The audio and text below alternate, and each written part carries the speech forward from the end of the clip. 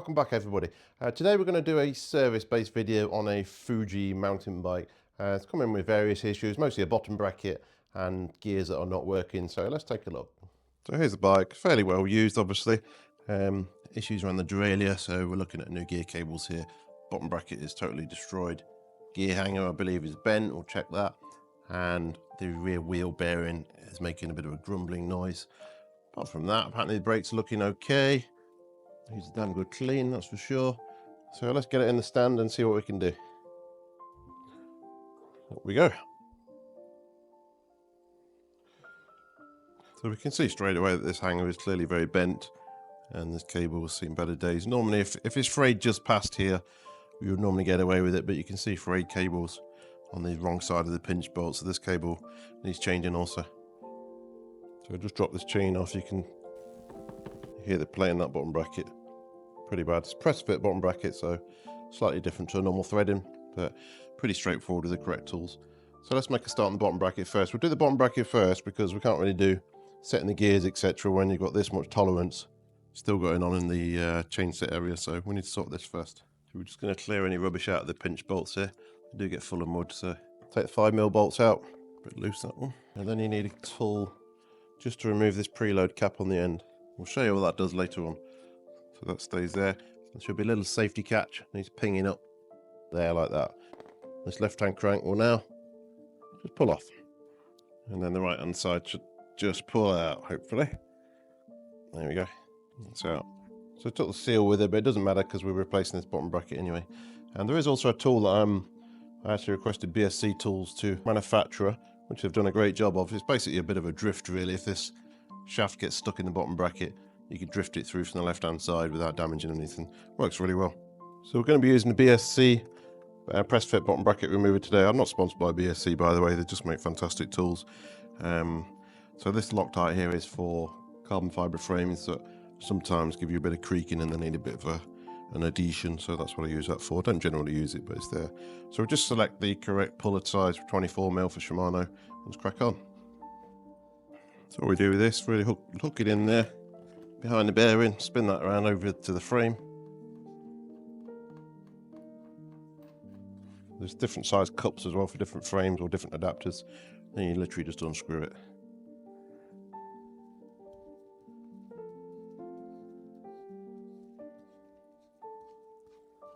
And that's it, that's out. Same on the other side. There we go, pull it back, you'll feel its seat. There's different versions or different manufacturers make the same sort of tool, but honestly it's a British company. Obviously I'm based in the UK, so it's nice to stick with UK stuff when we can. Really good tools.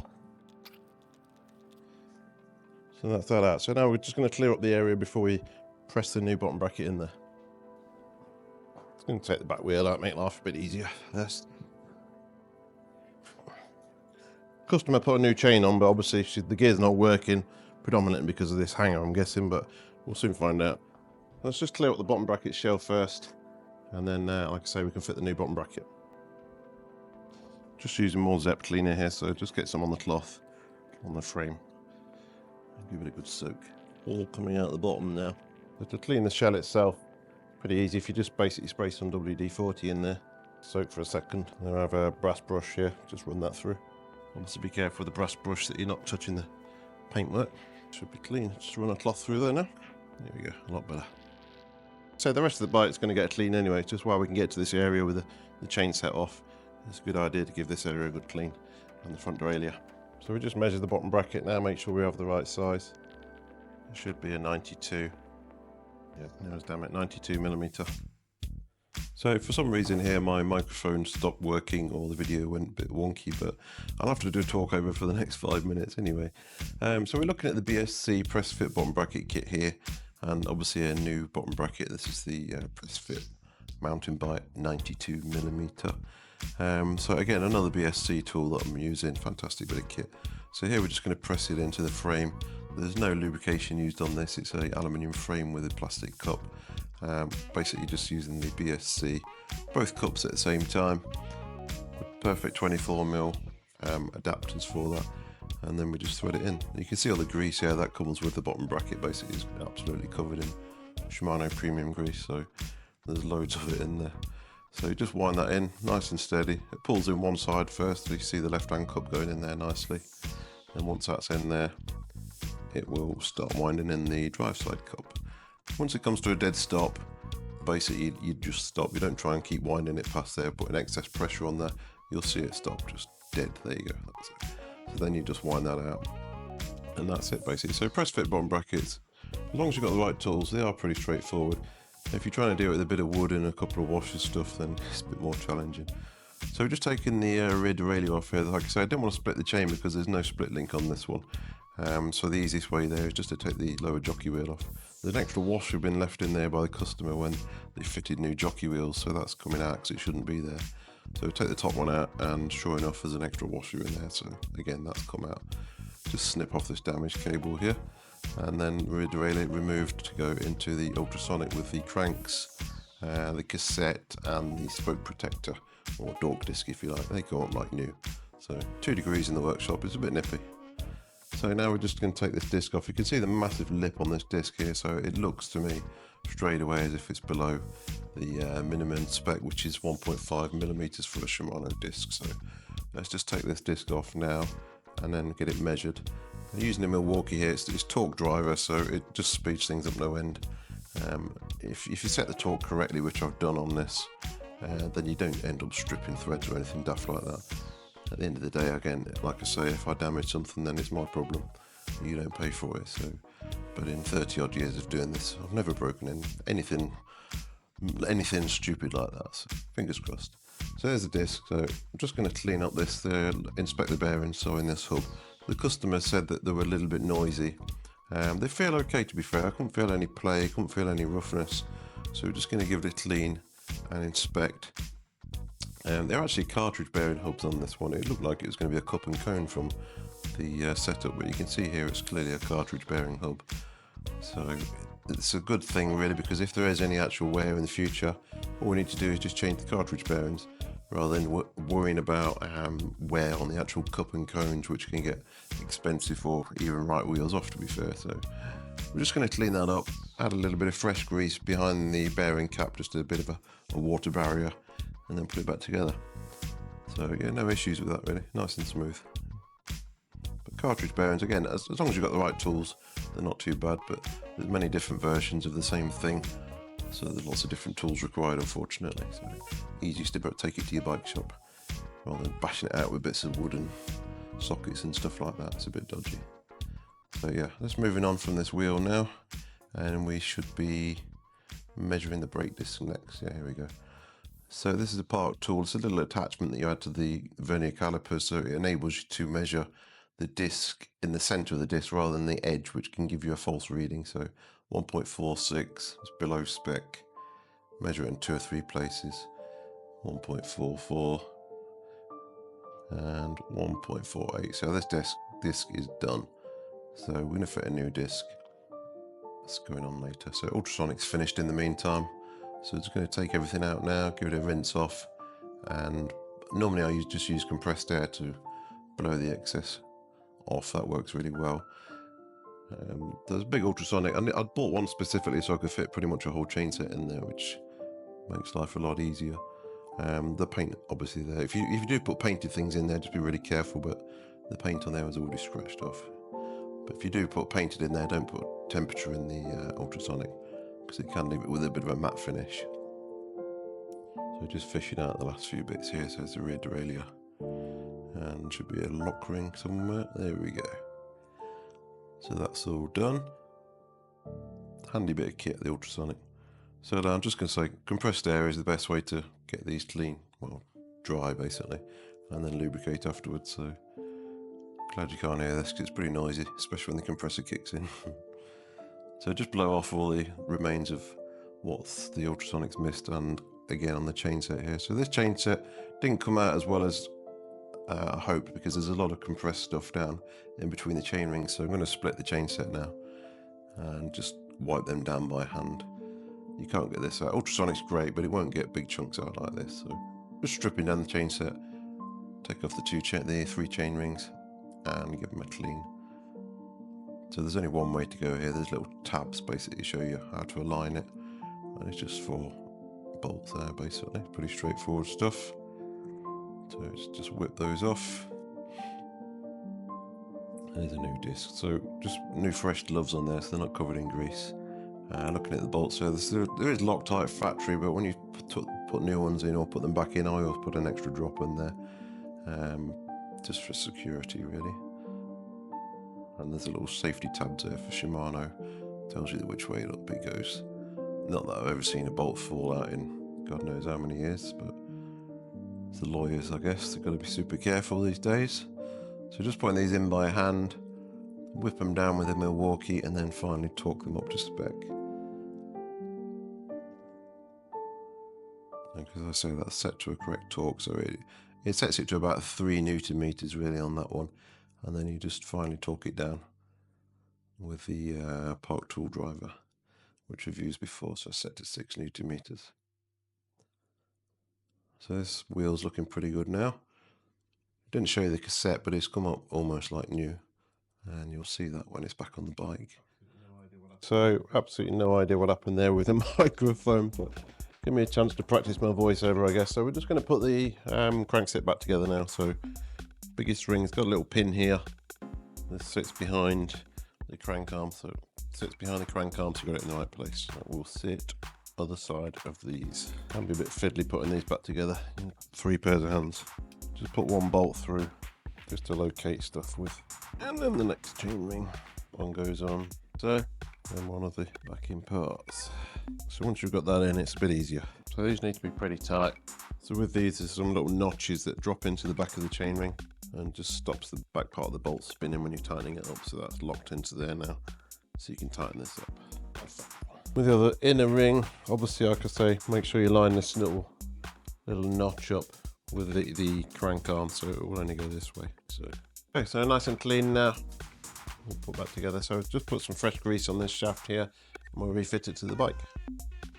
So don't go crazy with the grease on there, because there's so much in this bottom bracket, it ends up just pushing it all the way out and causing more issues because it just attracts grit. And this should just go straight in. So that's finally in. Left hand crank now. Obviously put it offset to the other one. I'm just going to refit the preload cap. This just basically takes up any slack in the bottom bracket, but to be fair, Shimano ones very rarely have any good fit. So that's pretty much tight enough, hand tight. And then you just flip this back down so the pin drops back into the crank. And you torque these back up to 12 to 14 Newton meters. Do it evenly on there. A torque wrench, so it's tight. Now we're just going to focus on cleaning the rest of the frame, and while the wheels are out, obviously fitting a new gear cable, reinstalling the rear derailleur, and setting the gears up. Just going to cut this off and put a new cable tie clip on there anyway, because it's got a real sharp bit sticking out. Because obviously we fitted a new disc, these pads will need spacing back out to home basically, and they'll find their own way as soon as we refit the wheel and pump the brake. Pads are in really good condition. They're pretty much no wear on there whatsoever. Just finished cleaning up this cassette, because obviously the ultrasonic cleaner is great, but it doesn't do things like this, big chunks of grease, it won't get those out. So we need to strip this down and just pull them off, give it a good clean. So finished cleaning the wheel up now, just giving it a quick true while it's off the bike. It's not too bad to be fair, it's just a few tweaks. It's on a disc anyway, so it's not like the old days where you have rim brakes. It needs to be absolutely almost perfect, otherwise you're going to get rub. But let's get it right. I'll do it. So quick finish line showroom polish just on the back triangle before we put the wheel back in. Just give it some silicone protection. Makes it easy to clean going forwards, obviously. So the wheel's all back together, all true, cassette's back on, nice and clean. Next thing we need to do obviously is have a look at this derailleur hanger. Let's get that straight, because obviously it looked very bent initially, so I'm pretty sure it is. Hopefully we can straighten it out, otherwise we'll get one ordered. Most of the time you can easily straighten it by 0.5 millimeter, but being aluminium you get sort of one chance to do it. If you bend it again, then it's time to fit a new one. Obviously if it's caved in at 90 degrees to the frame, you need a new one. This is actually slightly loose as well, so tighten that up while we're here. Let's just get it polished. Put these back on as well where they should be.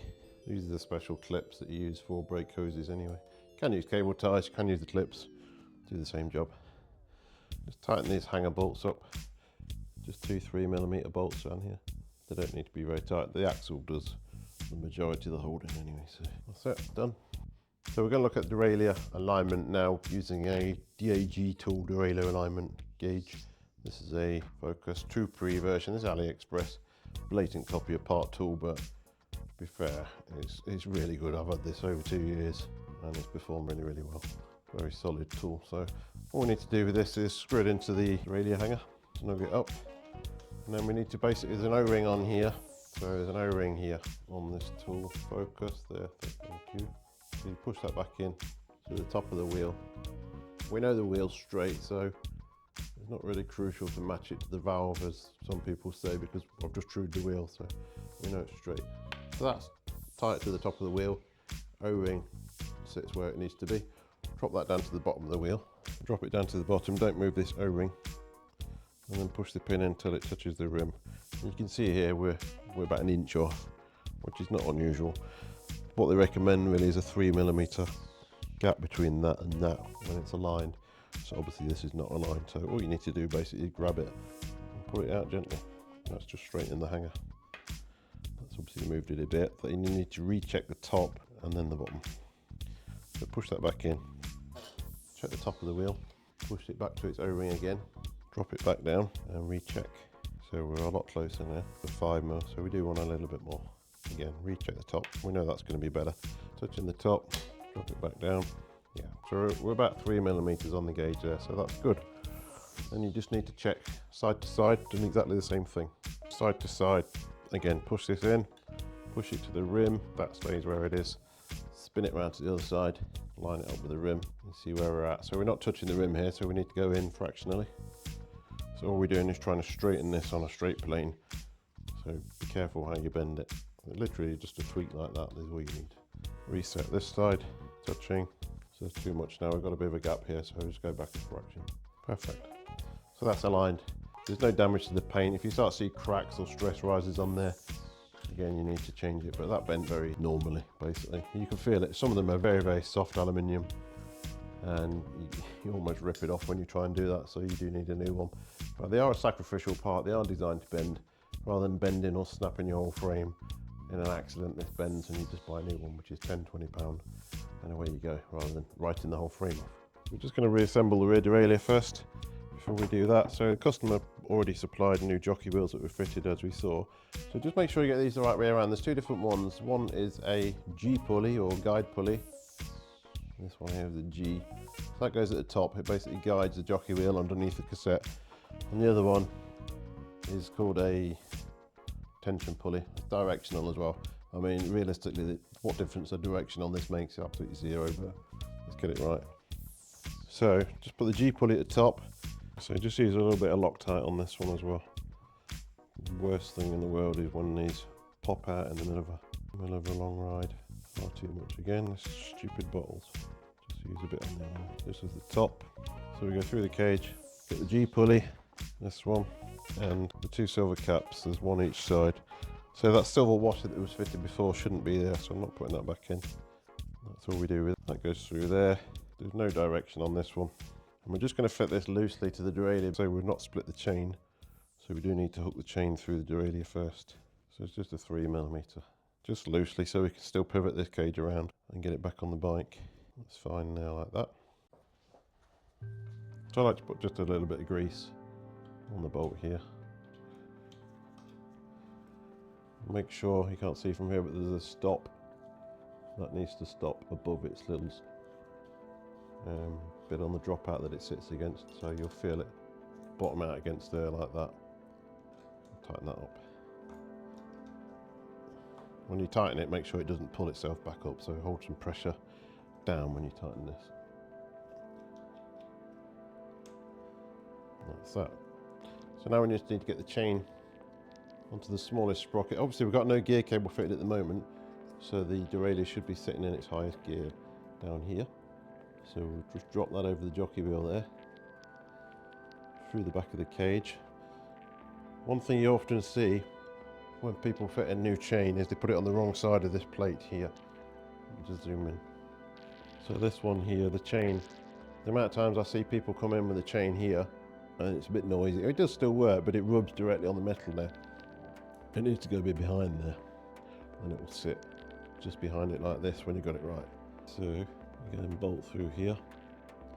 The direction arrow is checked. Like I say, I'm not a believer of what difference that makes to anything at all, but Shimano decided it needs it, so let's get it on. The Loctite is still on the bolt. Get them lined up. That's it. Just tighten these up. Focus. Obviously you're only screwing a steel bolt into aluminium, so don't go bonkers with it, but it does need to be nice and snug. I don't want a bit fiddly because you've got to reach through the wheel to get to it. But again, don't go crazy. This one goes into steel actually, so you can give it a bit more. That's tight enough. Realistically, it's probably about 5 or 6 Newton meters. So that's on, and it is now straight. Although standing where I'm standing, it doesn't look straight. We'll soon see when we try and change gear with it though.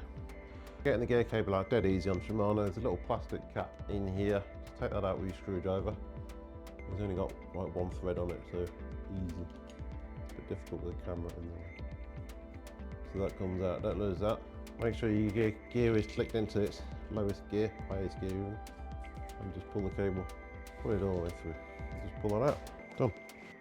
Okay, so I'm using a stainless steel die drawn cable, the highest quality pretty much. So on your barrel adjuster there, make sure it's screwed all the way in, and then back it out 1 turn so you've got some adjustment either way, because there's no adjuster on this rear derailleur like there normally is. And then just thread this through. You can see daylight, it's dead easy normally. There we go, and that's back in there. Just refit the plastic cap before you forget. Like I say, it's only got sort of 1/2 thread on it. That's it, that's in. So the outer housings on these, we're not going to change these because they're in really good condition. And what I am going to do is put some cable grease onto the cable first. So this is a Shimano cable grease, just a little bit. So we're not using any PTFE cables or anything.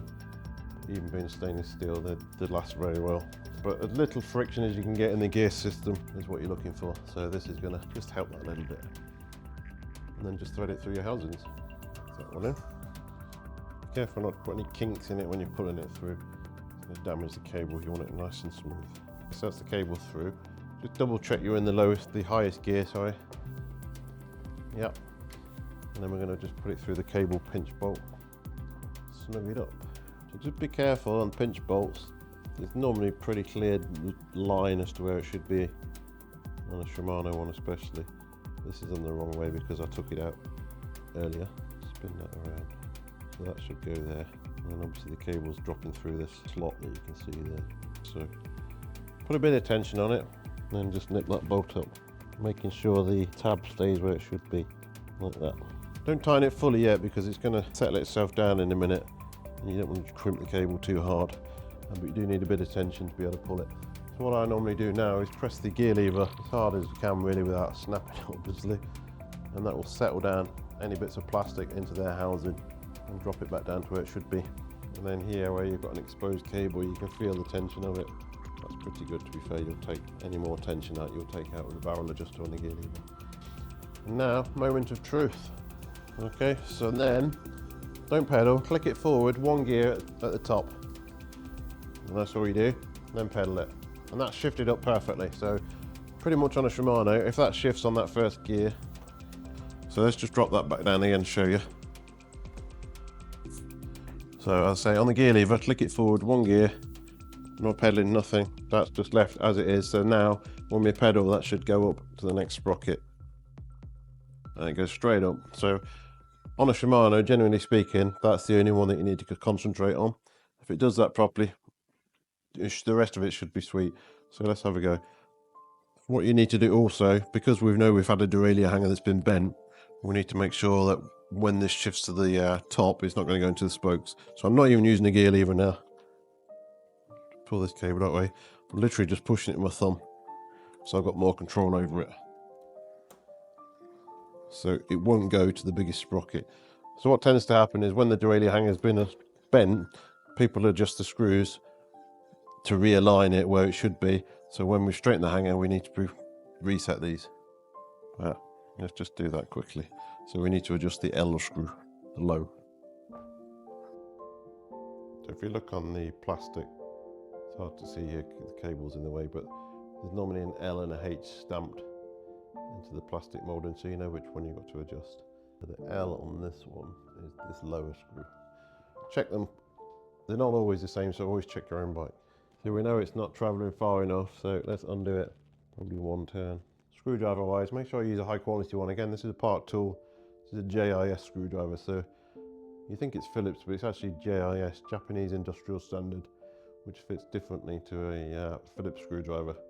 If you're working on bikes a lot, especially anything with Shimano, anything Japanese basically, get yourself a JIS screwdriver. It makes a massive difference.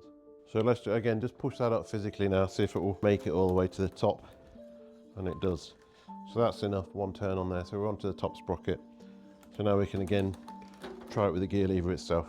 So go down to the bottom, 1, 2. So it's very slightly struggling there, so it needs a little bit of tension. So what we do on there is, so it needs a little bit of tension, and we need to adjust the barrel adjuster on the gear lever itself. Normally you have a barrel adjuster here that you just unscrew half a turn at a time until you get it, but this one only has one on the gear lever, so I'll just unscrew that. So that's half a turn. So go back down, not quite there yet. So the high screw we can see now is wrong. Again, someone's been adjusted it when the hanger was bent, so it's over shifting down here. So we just need to fix that before we go any further. When it gets stuck in here, just undo your quick release. Otherwise you just end up ripping things to pieces. Pull that out, tighten your wheel back up. And then we're going to screw the high screw limit in, which we know is the top one, until it stops. You can see it. So this is way off. You can't see it here, but this is absolutely miles out. So that's about right there. That was 2 or 3 turns out. What I'm going to do now, because basically that was set with that too far over, we've got a bit of extra slack in the cable here. We have a bit of extra slack in here. So what I'm going to do now, because we're going to run out of travel on the barrel adjuster otherwise, I'm going to screw the barrel adjuster all the way back in and out one turn again. And then we're going to try and pull some of the tension through at the derailleur. Again, just slacken it off slightly and pull that through. Tight, nip it back up. It's only moved probably 0.5 millimeter tops, but it just saves a lot of travel on the barrel adjuster. So these gears should be getting pretty good now. Let's go again. You can hear that. Good. So that's going too far. You can hear that trying to skip either up or down. We're not sure which one it is. Give it a little push and it's trying to go up. It shouldn't be on there now, it should be down here. So we've got too much tension. So again, because we've unscrewed the barrel adjuster on the thumb lever, one turn extra, we can now screw that back in to accommodate that. I'm just going to cut this cable before it gets caught in the spokes. Leave about 40 millimeters of cable there. Just cut it off. Use high quality cutters. You can get in pliers. These are Hosans, Japanese, fantastic kit. You can always fit an end cap. Again, these are part tool EP1s. Really good. Make sure you're angling very slightly out, otherwise you'll get a little annoying ping on the spoke there. Let's just try that again. We should be about there. So it's a bit sluggish going down, so there's too much cable tension on here still. Shifts up lovely all the way. That low screw is still slightly out as well. Wants to go probably another half a turn. So that's pretty sweet now. The noise you can hear is the front derailleur rubbing. It's not very straight. I'll do that in a minute. So the rears are good. So let's set the front. Let's just leave her in the middle for a bit. So the front derailleur is noisy because basically this cage here needs to be exactly parallel with the chainring. At the moment, exaggerated, it's sitting like this. You should be able to pedal this up and it should be flush. So this needs just moving in fractionally. So just back the screw at the back. Be careful how you back it off. If you go too far, the cable tension's just going to pull the derailleur halfway up the frame and you'll be having bigger issues. So just back it off enough until you can move the derailleur. Not enough. That's it. That's all we're talking, literally 0.5 millimeter. And then tighten this back up. So now we're going to try and set the front derailleur. So front derailleur wise, drop it down to the smallest ring. Again, just click it once and it should shift itself up. If it starts making noises, it needs more cable tension. You saw how that went straight back up, so that's good. And up to the biggest ring, back down. So that's running nicely now, it's straight. A lot quieter as well. That's nice. I need to sort this back brake out again. So I've had another go at the brakes and they're not playing ball at all. They're just not sitting square on the disc. So the issue here most likely is the actual frame mounts themselves are not completely parallel. So we have a facing tool here. The idea of this is it makes sure that both post mounts are exactly parallel, exactly flat, so the disc can sit properly square into the caliper. Basically what it's doing at the moment is it's sitting like this, slightly on on the skew, so you're getting a rub no matter what you do to it. So you can go left, right, up, down, left, right. You just can't get it parallel. So we're going to face these mounts now. Just taking it off. There's a little bit of cutting fluid on here as well. It doesn't really get hot, to be fair. So it's just their recommendation. You have carbon fibre frame. You can do the same thing, but you need a different diamond head, which is rather expensive. This needs to be a bit tighter. So it's not my favourite tool in the world, but it does the job, getting better. So that's a lot better than it was. Let me get a little bit more off it. So when you're happy with that, there's a stop here that you need to set to the depth you've done this one to. And make sure you get this one at the same size, it's the same height. Just butts up against there. Move it over to the next one. Yep, this up. Repeat, check it as you go. Again, you can see it's more shiny down the bottom than it is the top, so it definitely wasn't flat. Better. Still a bit more just to go at the top there. This is quite a good bit. So basically we're trying to make it flat, so this caliper sits nice and flush. Well, flat, completely flat basically. So that's a bit better than it was. Just take this tool off now.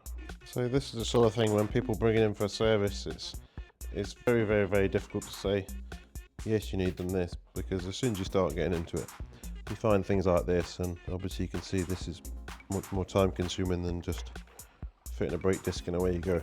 Which would explain why the old disc was one, basically because it's always been like this from the factory. So just put the wheel back into the frame now. Just, there you go. And we just need to put the pads back in and then recenter the caliper, see if it works this time. Okay, so caliper back on. Just aligning it now. Feeling a lot better already. What happens is you get it here and then the last final bit of a torque just makes it rub again. Try and hold this physically with some tension while you're tightening them up, otherwise it just drifts it across with the Allen key. That's good.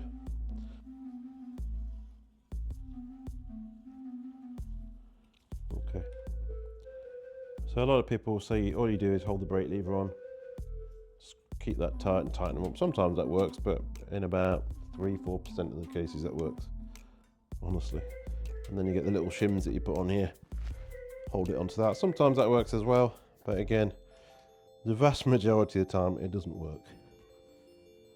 Right, for a new disc, we've got a tiny bit of rub. So what we'll do now is we'll run that into the brake bedding in machine. Any ideas? And see how that settles it down. So we'll do a bit more of a video on this tool, but basically what it does is it beds your new pads in or new discs in altogether, rather than having to ride around and just mess around trying to get it right. This does it perfectly every time. Just put the wheel on there and follow the instructions. There's instructions here, tells you when to pull, when to release the brake lever, and the time you've got to do it for. It's quite noisy there.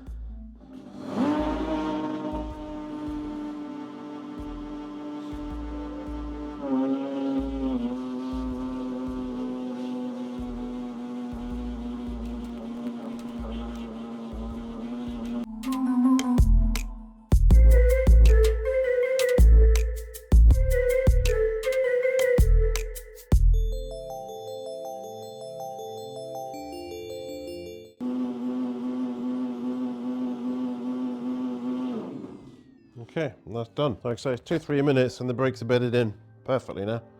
Okay, so the brakes finally behaving. A few bits and pieces left to do. Is the front brakes are absolutely fine, but we do need to take it out and clean everything. There's a couple of cable ties there that are not right, and some sharp pointy ones up here. Take all these accessories off, make sure everything under there is okay. Clean it up a little bit. The headset's feeling ever so slightly rough, so I'm just going to put some grease into there and inspect the bearings. Lubricate the chain, and that's about it. So I'll just do the chain now before we forget. Okay, so to do the chain properly, I'm using a wet lube in here, finish line wet lube. You put one drop on at a time, like this. Takes a couple of minutes, but it's the right way to do it.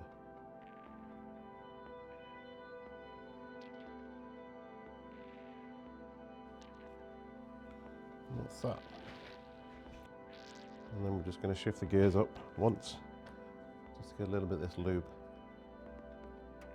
onto the cassette. It doesn't really need it, but because it's been through the ultrasonic, any parts that are particularly worn can be exposed to some corrosion. So let's get some lube on there.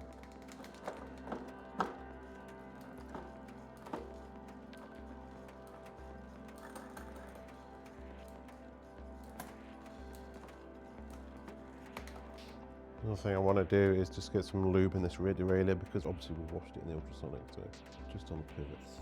A lot of people say they don't need it, but again, it helps with the corrosion. It's got a corrosion inhibitor in this spray, so I think it helps a little bit. Again, in this pivot up here as well. So I'm using TF2 here. It's a nice spray. It's like GT-85, but just very slightly thicker. It leaves a bit of an oily film, which again, I say, just helps prevent against corrosion, really. So that's that done.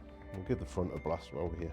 Just the main pivot down here. I don't really get to the rest because there's plastic cover they put on there, but the main pivot is down here with the spring. That's all it needs. Just wipe any excess off the frame. This is really good for the frame, actually, this spray, because like I say, it leaves a protective film, so it makes it a lot easier to clean going forwards. And it makes plastic bits nice and shiny as well. Good stuff. So all we're going to do with the front wheel is basically just clean it. I know the brakes are working fine, perfectly good, if you can see. This cable for the lockout is bent as well, so I'm going to just trim that back a bit and straighten it up. It's too long anyway. It's way too long for what it is, so we'll just trim an inch or two off. Let's get this wheel out. Quick releases on the wrong side as well. So that's that. Just a bit of mud really. Let's give it a good clean. Good old zip. So just taking accessories off now, really just so we can polish the frame more than anything. And sometimes these bolts are seized. All the rib nuts are broken, so they need repairing. These are okay. Right, again, it's just to clean the frame really, it looks a bit crap otherwise. So this level of service is a bit more than a basic service, but it's very reluctant to say to somebody you need a basic service or not, an intermediate or a full service. I normally just give the bike what it needs and everyone's happy with that. I find it very hard just to leave something that's not done and give an advisory type thing, so I just like to get it all done. Looking really good now. I normally put these cages through the Ultrasonic as well because they come up really well. Even the plastic ones come up like new. It's pretty manky at the moment, so we'll just bang these in the Ultrasonic. First time in there, so excuse the noise. And we'll just clean the rest of the frame up and give it a polish. I don't know how old this bike is. I think we need to check. And the Shimano production code of ME will give you a good indication normally of how old the bike is. It's all the original components by the looks of it. So a bit better. Bolt cages come up to good as new, so we're just going to refit those. A little bit of grease on the bolts. Get these in. Fiddly to get these started. So that one, 18. Close back up. Simple little job, but it makes a difference. So just going to look at the headset now. So I've just dropped the bike around 90 degrees to make it a bit easier. This top cap off. It just feels a little bit crunchy, so it may just be over tightened. Just take these 4 mils out. The tape is a little bit stuck in there, so we'll go. So this one's pretty stuck, so the best way to do that is use the star knot setting tool. Screw that into the star knot, and then you've got something you can really hit properly. That's screwed in, so now let's give it a good tap. You can use the metal side of the hammer now, obviously. There she goes. Not normally that difficult, but you get the odd one. Basically what this wedge here was wedged in there. Just gripping the fork a bit too tight. So, now that is off, we can inspect the bearings. So the loose bearings in here, that's in pretty good condition. Just lacking a bit of grease really, and clean it up. Same in the top, they're in really good shape. So we'll just clean these up and grease them. Plenty of grease in there, Mobile ZHP 222. It's a nice waterproof grease. That's all in. So just reassemble the races. Quick wipe on this race. 3 spacers and then the stem. Wipe any excess grease off there first. That's the pressure set. We'll do the alignment when we get the wheel back in. I'm just going to clean the front wheel up the same as we did on the back now. This is measured up okay, it's fine. I'll just clean this and reinstall. So wheel's back in. I'm just going to use the laser gadget just to line the front wheel up. A bit unnecessary to be fair, but who doesn't like a gadget? There we go, perfect. So just use the good old park to taut these up. That's that done. Just check these are tight while we're here. Yeah, looking good. So we're just going to look at this fork lockout. It doesn't even seem to be working, to be fair, on the lever. It's moved a bit, but it's not holding its position, and this outer cable's damaged, so we'll just undo this, snip this off, pull it through. This outer, like I say, is massively too long anyway, so it's fine. Just clear the rubbish out the grub screw, don't lose it, that'll come out. So we'll cut this frayed piece off, pull the outer cable off, and we're just going to cut off this damaged section. You can see it bent over, no use like that. So we're going to cut off a couple of inches to be fair. brake cable. Make sure that's open there. Put a new end on that. So that's trimmed, new end cap on there. Just thread the inner cable back through the housing. That's there. So now we need to set it to its home. So that should be locked. So it locks out now and releases itself in. There is a barrel adjuster on the lever, just to adjust the cable tension if need be. I'm going to try and get this a little bit tighter because it's such a small grub screw, they round out so easily. I'm going to use a socket on this, this is a wearer. That's better than an Allen key. So, and just an end cap on here. Got a red end cap to match the fork. Again, EP1's fantastic for that. So that's the lockout fixed. Perfect. So another thing I've noticed, even with this quick release tight, I can still move the saddle. So we just need to adjust the tension on that. First of all, we need to mark where this was so the customer gets it back in the same place. Just use a bit of tape for that. Just wrap a little bit of tape around it. It's a bit greasy, but you get the idea. All right, so take that out. I need to check for corrosion in there. Geez, how long is that? So we got the mark. So we're just going to take the clamp off and tension that a little bit. So it's just a little screw in there. We can adjust how tight this goes and clean it. So I've just given it half a turn on that bolt around the back. That's better. Take the tape off, that's sorted. We'll just check the bolt on the saddle is tight as well. 2 5mm bolts here. They're tight. Saddles do often work loose, so it's just worth checking. They're good. And they're about there now, so a couple of little bits and pieces left to do. First thing, I'm going to lubricate these pedals. Again, just TFT on the pivots. Don't need much. Same on the other side. And the last bit is the finish line suspension spray for the stanchions on the fork. How I like to do this, I'll just spray a little bit on my glove. What you don't want to do is just spray it all over the fork because it just ends up on the brake disc and causes you problems. So just spray a little bit, just spray some on your fingers and just rub it down onto there. It's just a silicone spray basically, it's nothing more than furniture polish I don't think, but it just helps lubricate the fork seals, keeps them nice and fresh and excess off. So now I'm just going to give it a test ride, make sure everything's okay, gears, brakes, and a quick final wipe down and we're good. Back from test ride, the only issue we had really was the fork lockout, and that just needed a small adjustment to the tension. That's all working fine. Gears are fantastic, brakes are incredible. So she's sweet, good to go. So I might do some more of these. I might do ASMR type things. It might be a bit easier, a bit quicker, but let me know in the comments what you prefer and we'll see if we can do some more. Some more comparison videos to do as well. I had a better video on the Sinter brake bedding machine. It's a fantastic bit of kit, it really is.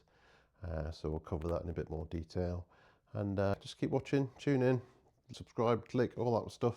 It's all good stuff, helps out the algorithm and helps other people see the videos. So thank you very much, take care.